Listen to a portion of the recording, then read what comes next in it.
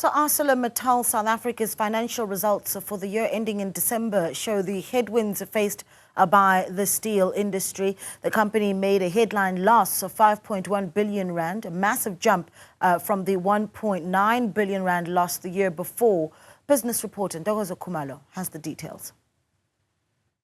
South Africa's steel industry is struggling to turn improved business sentiment seen in 2024 into growth this year. Their challenges is that not taking place overnight. You know, it's due to years of load shedding, years of bad trade, years of restrictions, and that is now coming to the fore. Steelmakers are also facing problems unique to the industry. There's a lack of steel demand in the region that we are actually operating in.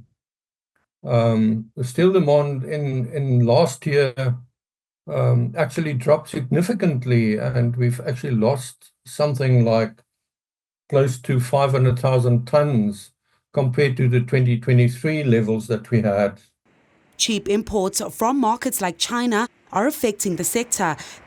This in part led to ArcelorMittal SA announcing that it would wind down its long steel business in Newcastle, affecting over 3,500 jobs.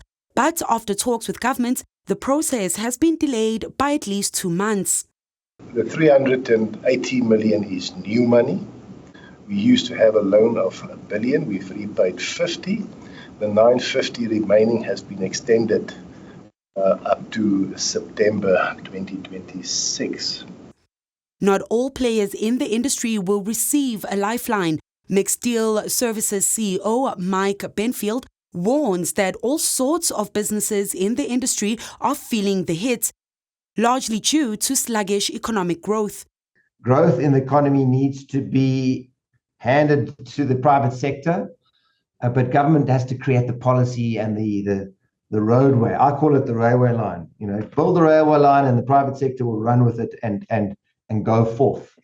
The industry has put forward various proposals to alleviate pressure, including promoting South Africa as a competitive exporter for regional markets.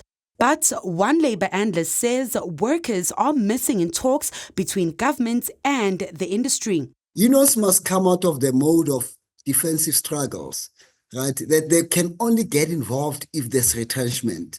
They must be thinking about the long-term sustainability of these industries and honestly campaign fiercely, not so much, not only to retain jobs, but for how we are going to manage, campaign around how we are going to manage these industries. The steel industry contributes about 1.5% to the country's GDP, with around 190,000 people employed in the sector. For Newzroom Afrika on Channel 405, I'm Ntokozo Khumalo in Johannesburg.